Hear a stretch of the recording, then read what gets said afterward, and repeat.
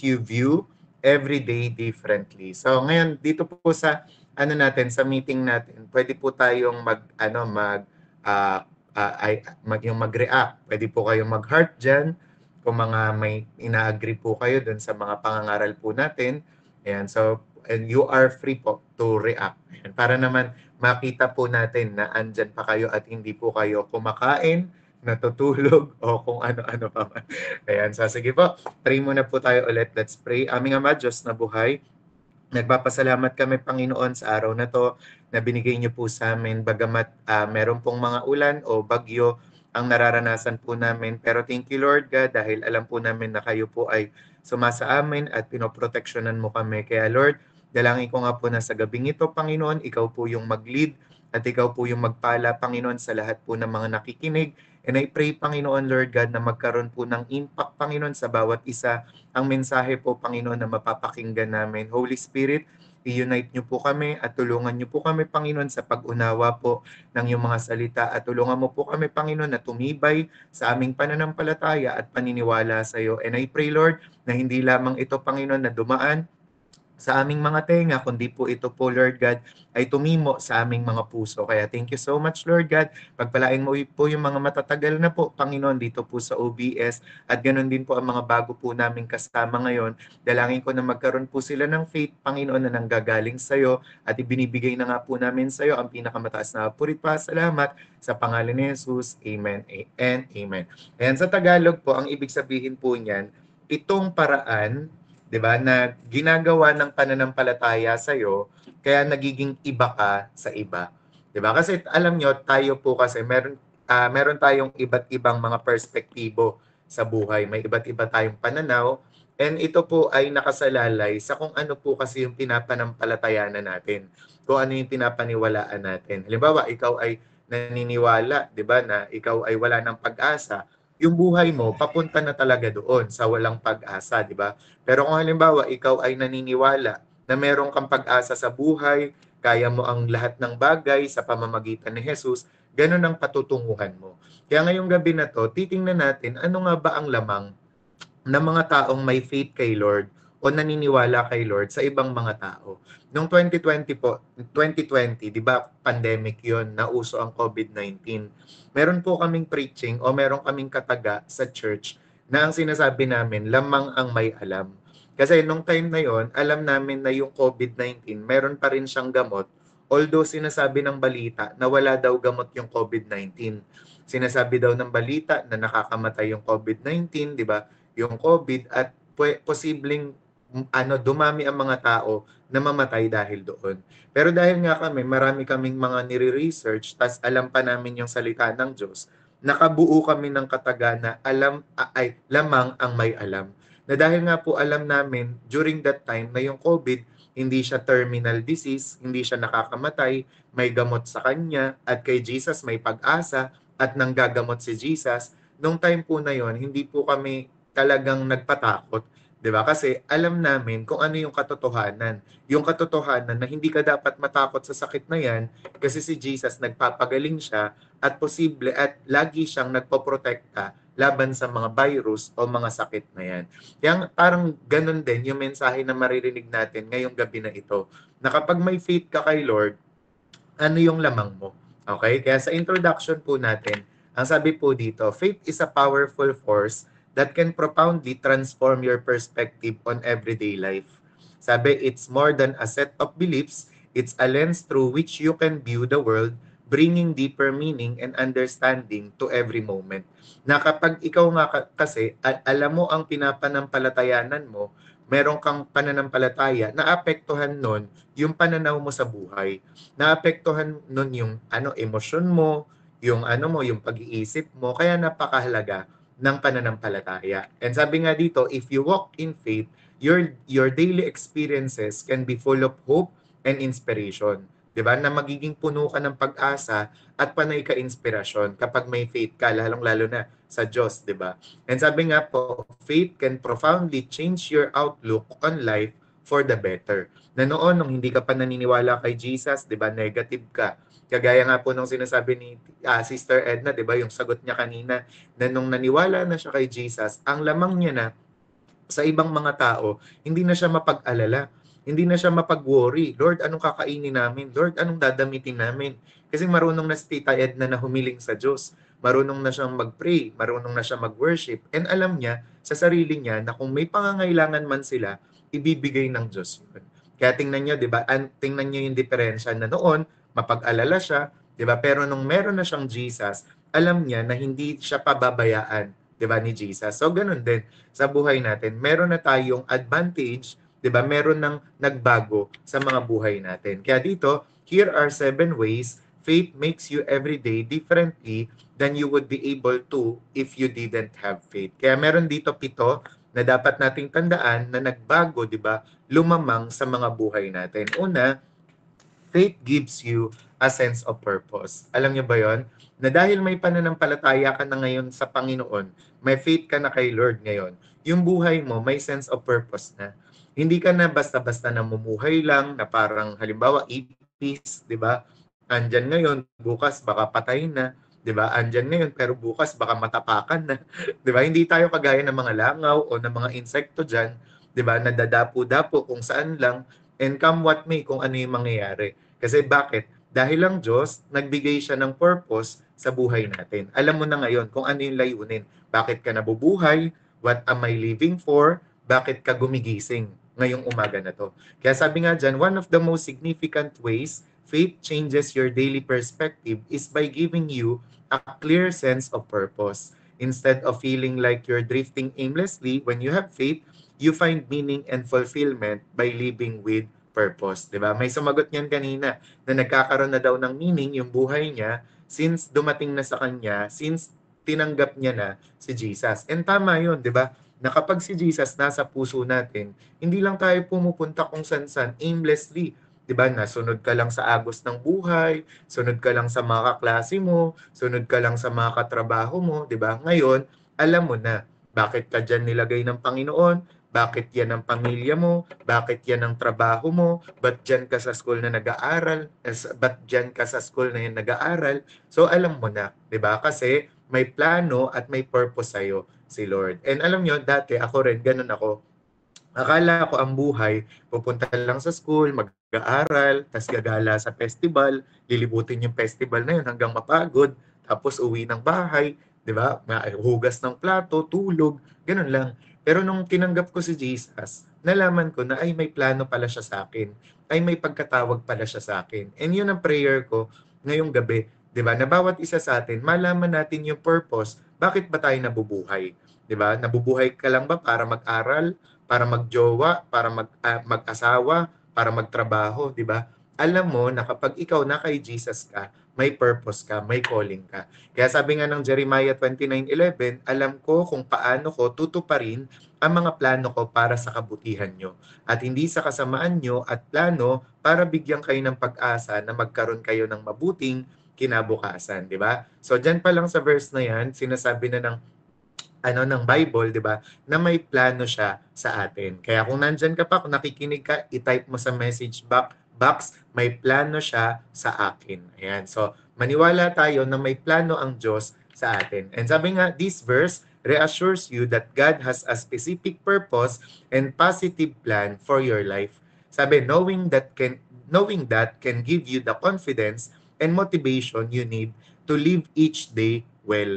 Sabi, faith also teaches that your purpose is not just about your personal goals, but about serving God's greater plan. Na alam mo sa sarili mo, there's something beyond, 'di ba, your goal. Na meron pang something, 'di ba, sa buhay na ito, hindi lang uuwi ka, maboboring ka, magse-cellphone ka, hindi lang ganon. Kundi may plano ang Diyos sa buhay mo. Kaya nga sabi ng Ephesians 2:10, tingnan niyo to sabi, nilikha tayo ng Diyos at sa pakikipag-isa natin kay Kristo Jesus, binigyan niya tayo ng bagong buhay. Para ano? Para gumawa tayo ng kabutihan na noon pa'y itinilaga na ng Diyos na gawin natin. Di ba? Ano sabi dyan? Kaya tayo binigyan ng bagong buhay ay para ano? Para gumawa ng kabutihan. Para gumawa ng good works. Di ba? Again, hindi tayo naliligtas sa pamamagitan ng kabutihan natin o ng good works natin, kundi naligtas tayo ng Diyos para gumawa ng mabuti. Kaya naman isipin niyo maigi, bakit merong nilalapit sa Diyos, sa iyo ang Diyos na tao, kaklase, katrabaho, ka-churchmate, di ba? May mga mabubunggo ka tapos biglang makakasalamuha mo. Akala mo ba aksidente lang lahat ng yun? Ang gusto ng Diyos, ang plano ng Diyos, gumawa ka ng mabuti sa kanila. And ako, I truly believe na yung mga tao sa paligid natin, yung mga nilalapit ng Diyos, na mga tao sa paligid natin, may purpose ang Diyos, kaya natin sila nakilala. Yan ay para gumawa tayo ng kabutihan sa kanila. Amen? Amen. Okay? Kaya sabi nga, every loving action you take, no matter how small, can be part of fulfilling this God-given purpose. Whether it's helping a neighbor, excelling in your job, or encouraging a friend, each task that you do with love is an opportunity to serve God's plan. Di ba? Kaya kahit gaano pa kaliit yan, di ba? Kahit pagtulong sa kapwa, kahit pagtulong sa kapitbahay, o kaya naman paggawa mo ng the best sa trabaho mo, lahat ng yan, yung pag-encourage, lahat po ng yan nasa plano ng Diyos. Di ba? Lahat ng yan gustong mangyari ng Diyos. Okay? Kaya meron ka ng sense of purpose. Yan ang lamang mo. Okay? And pangalawa po, na lamang mo sa buhay kapag may faith ka, faith gives you resilience and hope. Ayan. Ang ibig sabihin po ng resilience, sa Tagalog, ito yung tumitibay ka. Kahit meron kang problema, kahit may mga pagsubok ka, matibay ka. Diba? Na dahil may faith ka kay Lord, anumang problema, anumang bagyo dumating sa buhay mo, matibay ka.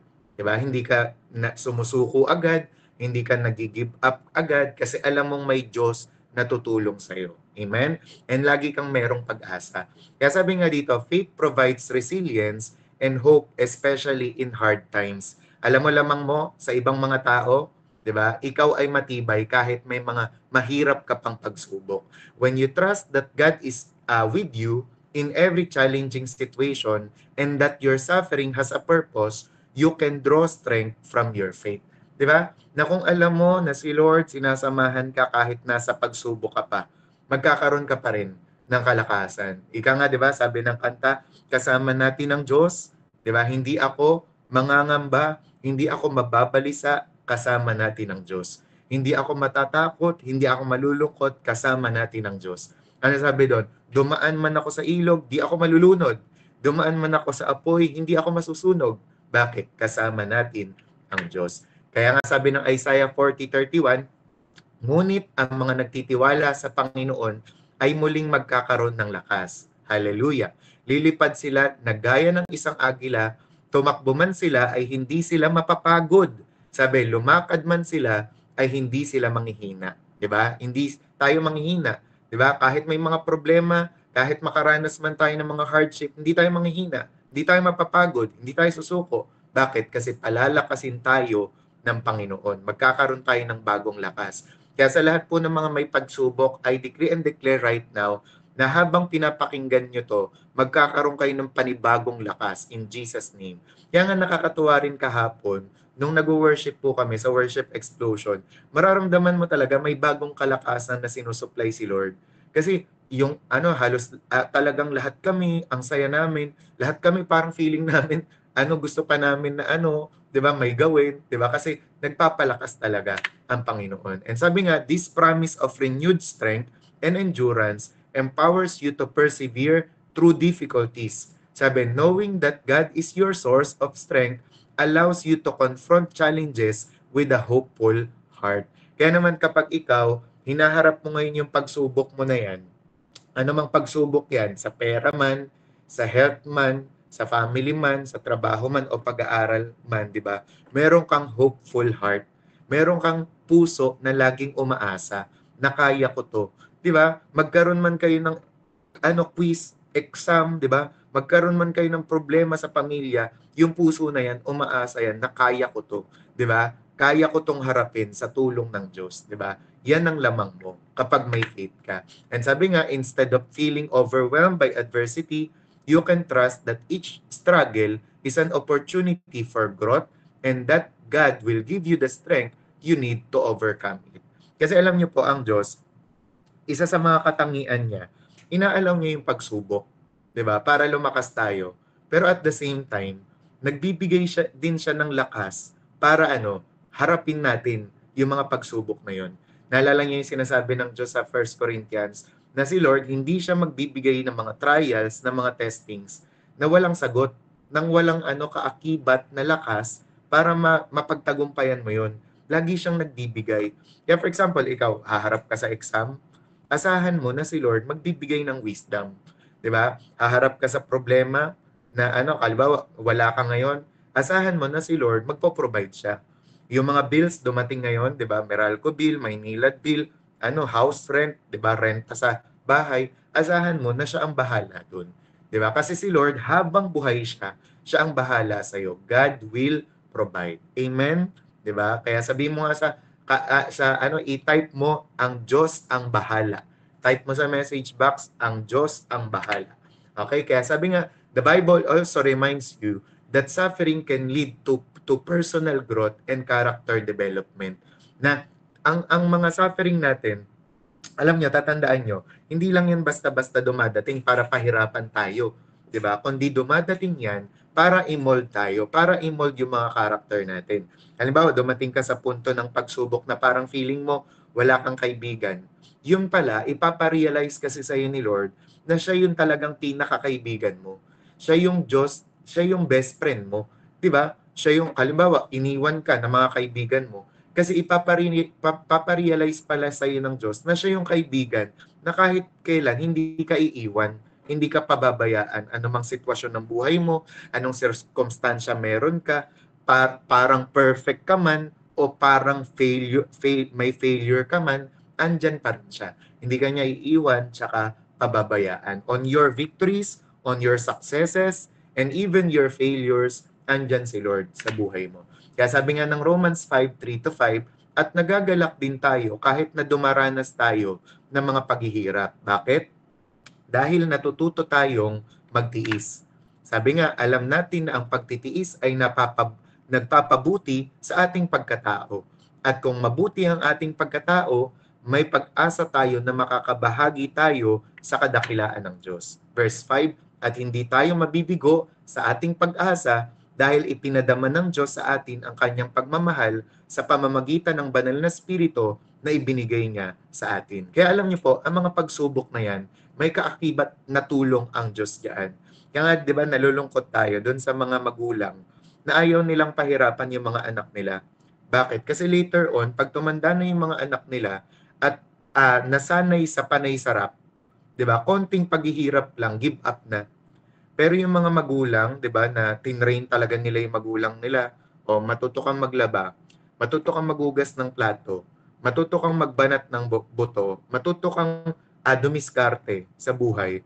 Makikita mo na kapag lumaki, kapag tumanda, yung mga anak nilang yon, hindi talaga sila kawawa. Marunong sila, 'di ba? Hindi sila magi-give up kapag may pagsubok. Bakit? Kasi na-train sila. And alam nyo, ganun din ang Diyos natin. Ayaw niya na parang pabebe tayo. Ayaw niya na basta-basta lang tayo, kumbaga parang mamuhay tayo sa comfort zone natin. Kaya maya't maya, inaalaw ng Diyos sa mga pagsubok para tumibay tayo. 'Di ba? Ika nga sa muscle, hindi yan lalaki kung hindi yan ina-exercise. 'Di ba? And ganun din sa pananampalataya. Titibay ang pananampalataya natin sa pamamagitan ng testing. O sa mga sa mga teacher nyo, paano nalalaman ng teacher na may natutunan ang estudyante? Sa pamamagitan ng test, sa pamamagitan ng exam, sa pamamagitan ng quizzes, 'di ba? At doon nila malalaman, doon nila maa-assess kung may natutunan ka sa mga naituro nila.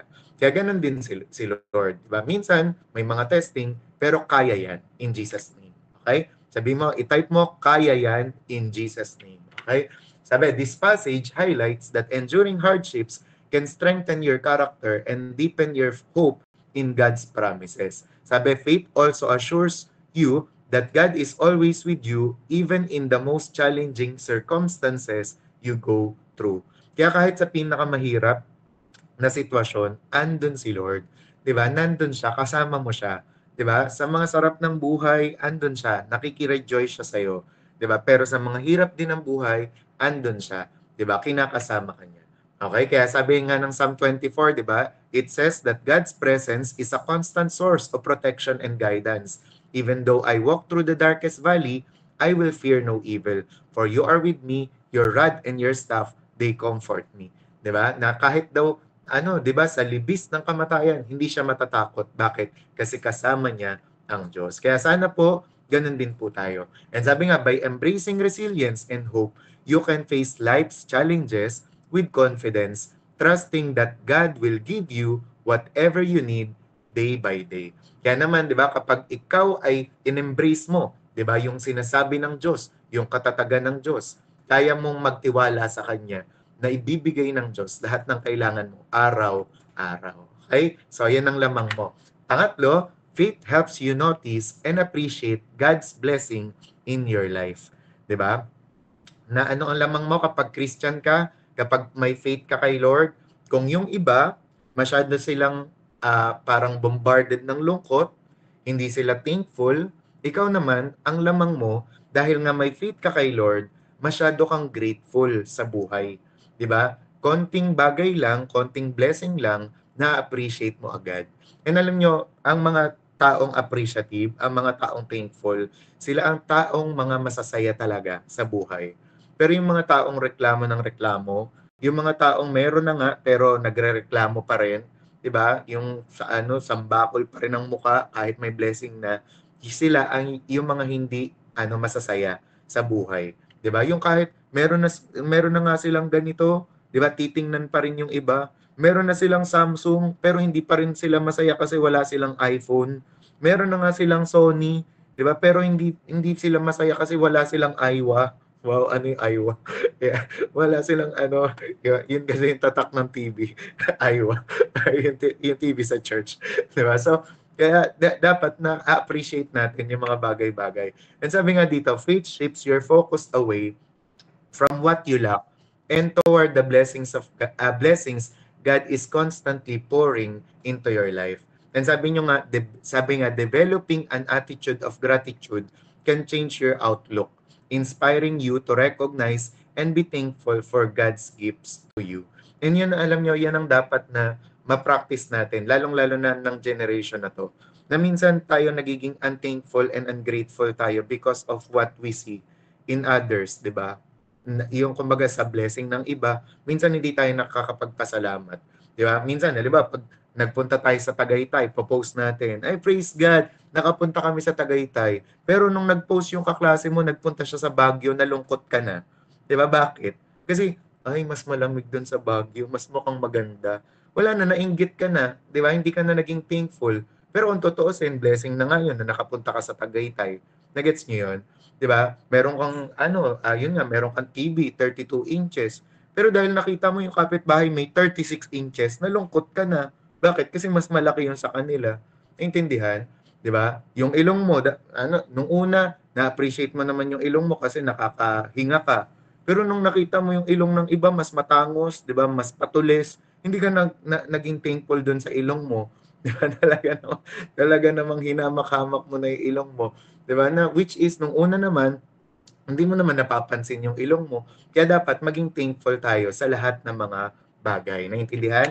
Kaya sabi nga ng 1 Thessalonica 5:18, at magpasalamat kayo kahit anong mangyari dahil ito ang kalooban ng Diyos para sa inyo na mga nakay Kristo Jesus. Na tayo po, dapat po maging mapagpasalamat tayo kay Lord.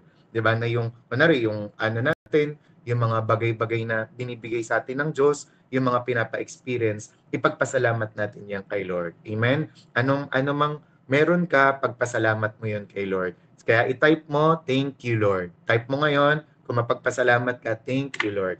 Sabi nga, this verse reminds you that gratitude is not conditional, but should be practiced in all circumstances. By acknowledging and giving thanks for the blessings in your life, you can experience more contentment and enjoy noticing the wonder of God's work in your life. 'Di ba? So kapag ang lamang natin bilang Christian, nagiging mapagpasalamat tayo. Ngayon naman, dahil mapagpasalamat nga tayo, nakokontento tayo sa buhay, 'di ba? For example ba tayo nga, porket hindi lang ba chicken joy yung nakalagay sa lamesa natin at daing lang o kaya naman tuyo, hindi na tayo magpapasalamat kay Lord. Dapat kahit ano man ang nandyan, lechon, chicken joy, daing, laing, sinigang, o kung ano-ano man, 'di ba? Maging thankful pa rin tayo sa Panginoon. Magkano man baon mo, allowance mo, 'di ba? Magpasalamat tayo sa Panginoon. 20, 30, 50, 40, 'di ba? Ikaw ang talagang magpasalamat kay Lord. And alam nyo, sa pagpapasalamat kay Lord, laging ganun ang rule niya. Pag thank you ka ng thank you kay Lord, mas marami kang matatanggap. Amen! Di ba? Kaya dapat maging thankful tayo. The more you thank God, the more na ibubuhos niya sa'yo yung blessing niya. And pang-apat, ano ang lamang mo sa ibang mga Kristiyano? Sa ibang mga tao kapag Christian ka? Sabi, faith teaches you compassion and kindness. Yun pala yun. Nagiging lamang ka sa ibang mga tao kapag may faith ka kay Lord. Bakit? Kasi yung faith mo, tinuturuan ka na maging maawain, maging mabuti sa mga ibang mga tao. Kasi alam niyo kung bakit? Sabi nga dyan, faith emphasizes the importance of compassion and kindness. When you have faith, you're much more likely to treat others with love and respect than if you don't have faith. Kaya alam nyo, ang mga may faith kay Lord, mas lalong bumubuti, mas lalong bumabait, mas lalong nagiging mabuting citizen ng kaharian ng Diyos at ng bansa, 'di ba? Kaya pansinin niyo, ang isang tao na tumatanggap talaga kay Lord, kapansin-pansin talaga, bumabait. Amen? 'Di ba? Kaya mag-heart nga ang mga bumait na, tingin niyo bumait na kayo nung tinanggap niyo si Lord. Mag-heart kayo, huwag kayong mahiya, 'di ba? Na nung tumanggap kayo kay Lord, na talaga namang bumait kayo, naging maawain kayo. Pag may nakikita kayo na pulubi, hindi niyo lang, che, tumigil ka. Hindi niyo lang ginaganon, 'di ba? Kundi binibigyan niyo na, 'di ba? Parang natututo ka na mag-share ng blessing mo. Na kapag ikaw may baon ka sa school, hati kayo ng katabi mo, 'di ba? Ikaw yung may yellow pad o one whole pad, talagang sinishare mo sa kaklase mo. Noon pag humihingi sa ng yung classmate mo, "Uy, pahing 1/4, binabato mo ng eraser, 'di ba? Ngayon, talaga naman kapag ikaw na humihingi na yung classmate mo sa'yo ng papel, 'di ba? Talagang binibigyan mo na kasi mabait ka na, 'di ba? Christian ka na. 'Di ba? So, ganun din, pasaway ka noon sa teacher mo, o kaya naman yung boss mo, dinadaya mo, 'di ba? Nung naging Christian ka, bumubuting tao ka. 'Di ba? Dati kapag may galit ka sa presidente, nagwewelga ka agad. Nandun ka agad sa EDSA, 'di ba? Talagang pinapangunahan mo yung mga tao doon. Kuya Jay, ikaw ba yan? Yan. Pero ngayon mabait na, 'di ba? Nagpe-pray ka na lang, 'di ba? Pine-prayer marathon mo na lang yung mga presidente o mayor mo, 'di ba? And sabi nga, by embodying these values, you can make a positive impact on those around you. And dahil nga ikaw, nagiging mabait ka, nagiging impactful ka tuloy. Nag-impact na yung buhay mo sa iba. 'Di ba? Na kung nasa trabaho ka, 'di ba? Talaga naman kapag nag-resign ka, ayaw nila. Hoy, Mira, wag ka nang umalis. Please lang, 'di ba? Dadagdagan ko ang sahod mo. Ikaw ang magiging boss dito. Wag ka lang umalis. 'Di ba? Parang gano'n. 'Di ba? Ayaw nilang umaalis ka. 'Di ba? Yung parang kunwari sa mga kaklase mo, yung nalulungkot sila kapag absent ka. Ay, wala si Raylene, walang mabait sa klase, 'di ba? Kumbaga parang nagkakaroon ka ng impact ngayon, 'di ba? Yung kapitbahay talagang ay, siguro lumipat na yung kapitbahay naming mabait kasi wala nang nagwawalis ng bakuran natin, 'di ba? Wala nang nagwawalis dito sa kalsada. Nagkaka-impact ka na ngayon. Amen? 'Di ba? Kaya dapat po, yun nga, ipagpatuloy natin ang pananampalataya natin. Kaya sabi nga dito ng Ephesians 4:32, sa halip, maging mabait kayo at maawain sa isa't isa.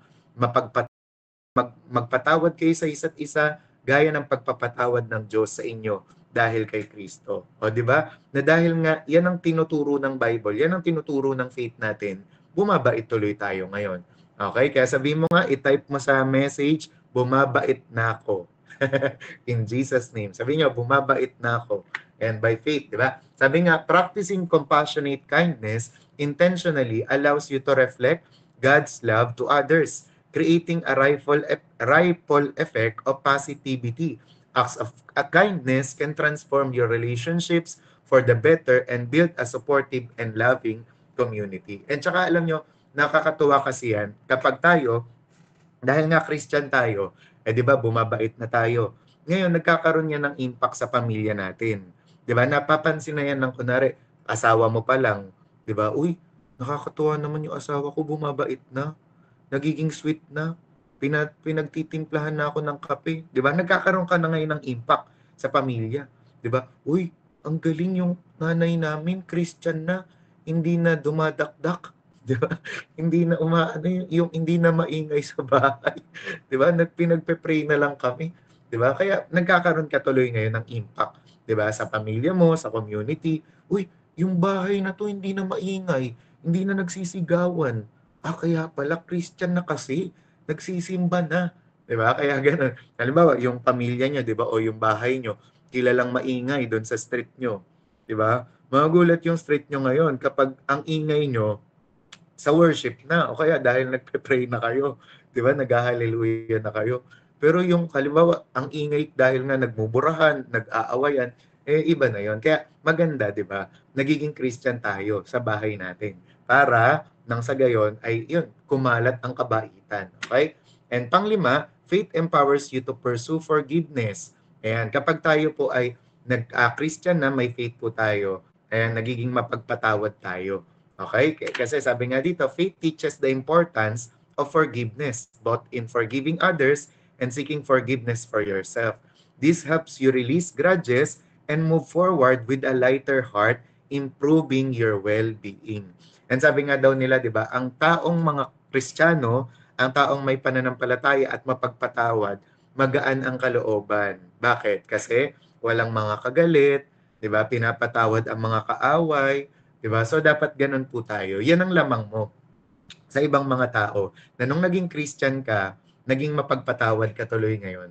'Di ba? Wala ka ng maraming kaaway, okay? Kaya 'yon, mapagpatawad.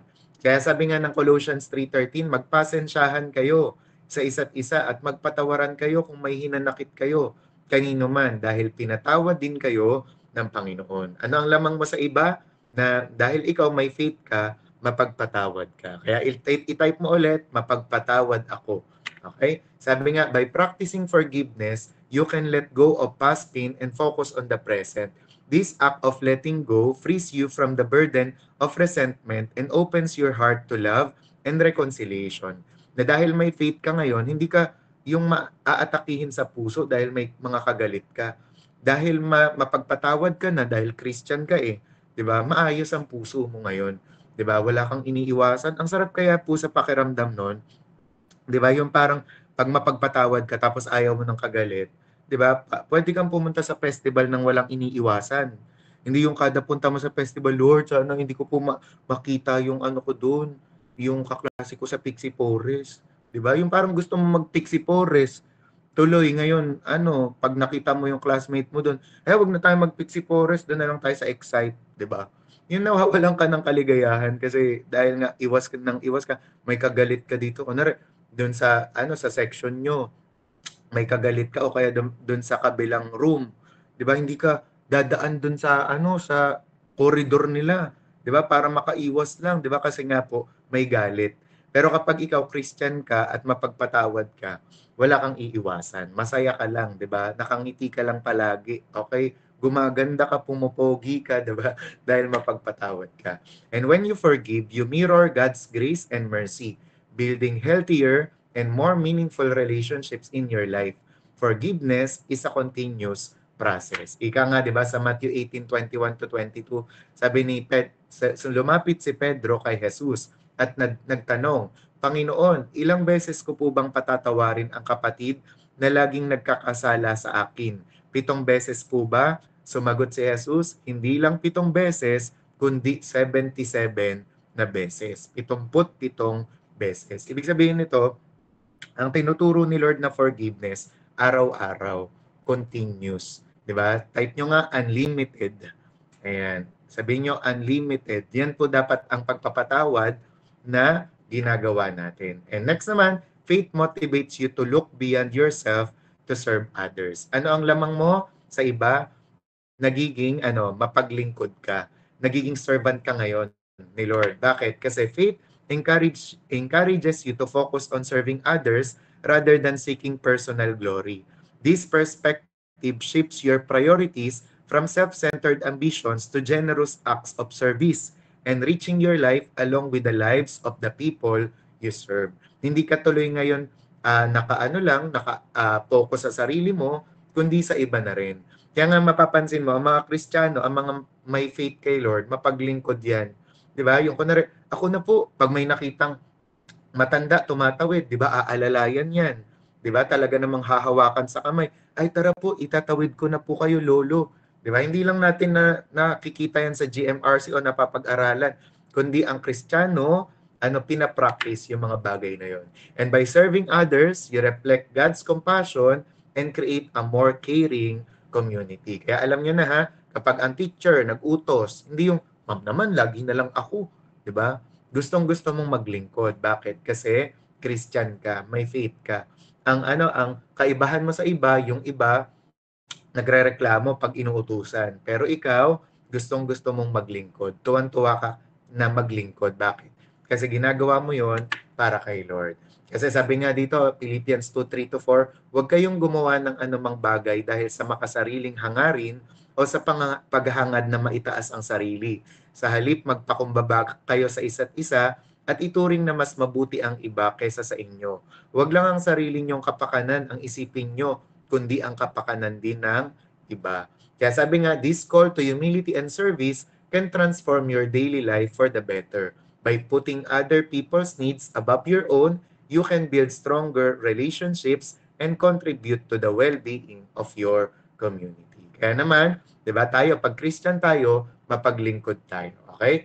And last na lang, ito na po, tapos na tayo, last na to. Number 7, faith gives you an eternal perspective, 'di ba? Yan ang lamang mo sa iba. Bakit? Kasi kapag may faith ka, hindi lang yung itong buhay ang nakikita mo, kundi yung buhay din sa kabila, 'di ba? Kundi yung eternal life, 'di ba? Kaya kapag may faith ka kay Lord, hindi lang dito ka nakafocus, kundi nakikita mo yung yung mga susunod pa. Okay? Na tayo nga, 'di ba, pag may sakit tayo dito, alam natin na sa langit wala ng sakit. Pag may paghihirap tayong nararanasan dito, alam natin sa langit wala ng paghihirap. May bahaman dito sa mga kalsada natin, alam natin sa langit wala ng baha-baha, wala ng bagyo-bagyo.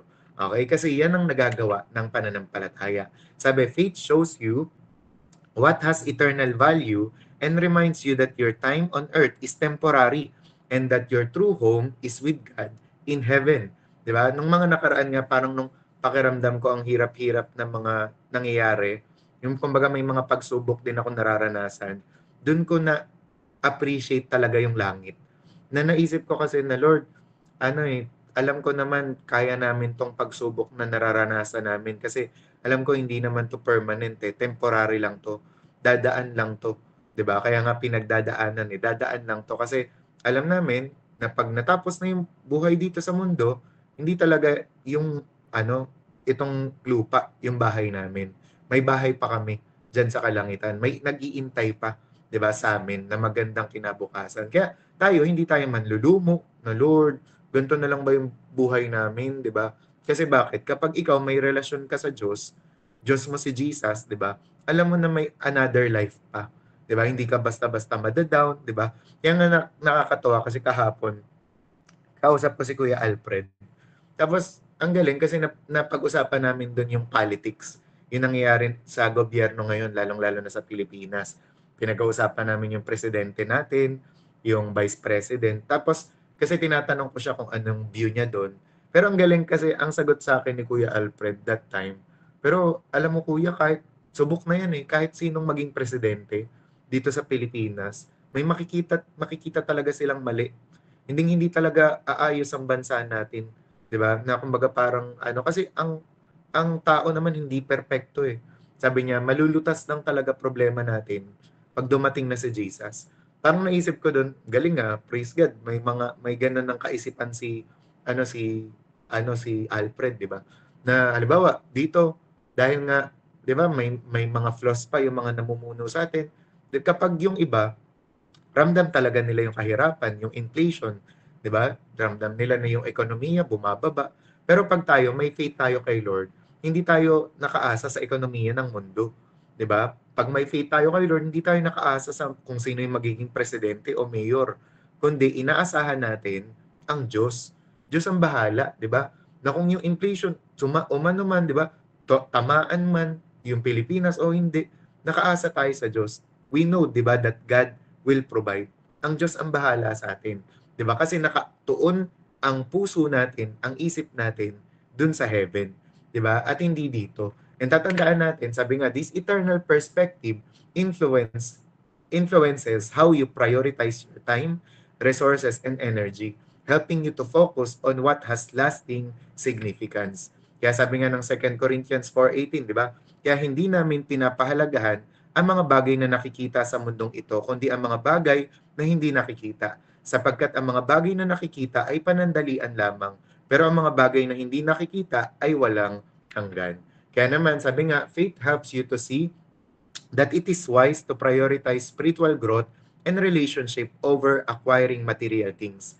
It reminds you that your ultimate goal is to glorify God and grow in holiness. Na ang pinapriority mo ngayon, yung maging close kay Lord. Hindi yung mag-ipon ng kung ano-ano.